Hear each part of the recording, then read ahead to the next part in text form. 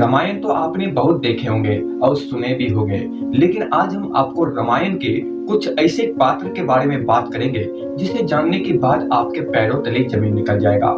जी हाँ दोस्तों, आज हम आपको बताने वाले हैं कि माता सीता ने लक्ष्मण जी को क्यों निगल गई। यह सुन के आपको आश्चर्य लगा होगा। जब मैंने यह कहानी पहली बार पढ़ा तो मुझे भी बहुत आश्चर्य हुआ, लेकिन जब मैंने ये कहानी पूरी पढ़ा तो मुझे बहुत अच्छा लगा और मैंने सोचा आप लोगों के बीच शेयर जरूर करूंगा। तो दोस्तों, आज हम आपको इस वीडियो में बताने वाले हैं कि माता सीता ने लक्ष्मण जी को क्यों निगल गई। जब माता सीता ने लक्ष्मण जी को निगला तो उसके बाद जो हुआ आप सोच नहीं सकते हैं। तो वीडियो काफी इंपॉर्टेंट है, वीडियो को पूरा जरूर देखिएगा। चलिए वीडियो को शुरू करते हैं। जब भगवान श्री राम वनवास गए थे तो उन्होंने वहां अनेक राक्षसों का वध किया था।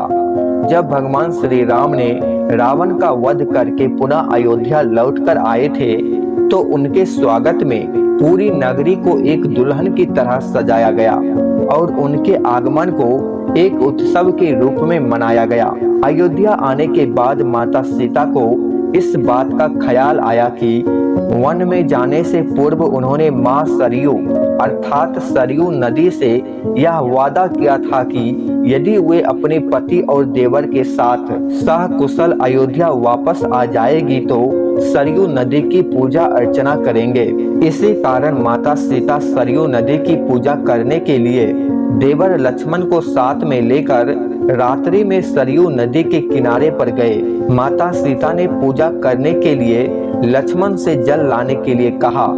जल लाने के लिए लक्ष्मण जी जैसे ही घड़ा लेकर सरयू नदी में उतरे कि वे जल भरने ही वाले थे कि नदी से एक औघासुर नामक राक्षस निकला।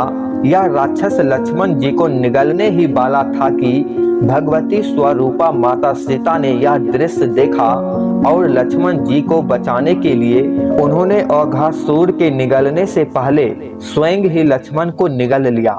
माता सीता ने जैसे ही लक्ष्मण जी को निगला कि उनका शरीर जल बनकर गल गया था। इस संपूर्ण दृश्य को महाबली हनुमान जी देख रहे थे, क्योंकि हनुमान जी अदृश्य रूप से माता सीता साथ सरयू तट पर आए थे। उसके बाद हनुमान जी ने उस तन रूपी जल को एक घड़े में भरकर भगवान श्री राम के सम्मुख ले आए और सारा वृत्तांत श्री राम को सुनाया। मर्यादा पुरुषोत्तम श्री राम जी ने हनुमान जी की बात सुनी और हंसकर बोले कि हे मारुति नंदन, सभी राक्षसों का वध मैंने कर दिया है, लेकिन अघातसुर नाम के इस राक्षस को भगवान शिव का वरदान प्राप्त है, इसलिए यह मेरे द्वारा नहीं मारा गया है। इसे भगवान शिव के वरदान के अनुसार जब त्रेता युग में माता सीता और लक्ष्मण का तन एक तत्व में बदल जाएगा तब उसी तत्व के द्वारा ही इस राक्षस का वध होगा और उस तत्व का रुद्रा अवतारी हनुमान के द्वारा अस्त्र रूप में प्रयुक्त किया जाएगा।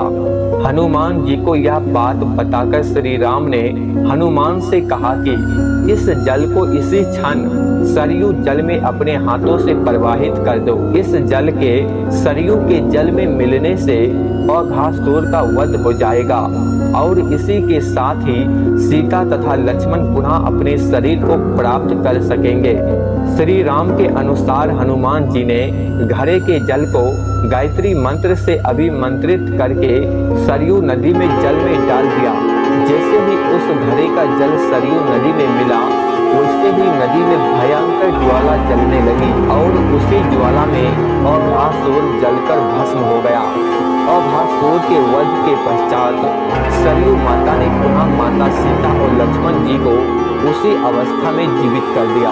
आपको यह कहानी कैसा लगा कमेंट में जरूर बताइएगा और हमेशा नई जानकारी के लिए आप मेरे चैनल को सब्सक्राइब जरूर कीजिएगा।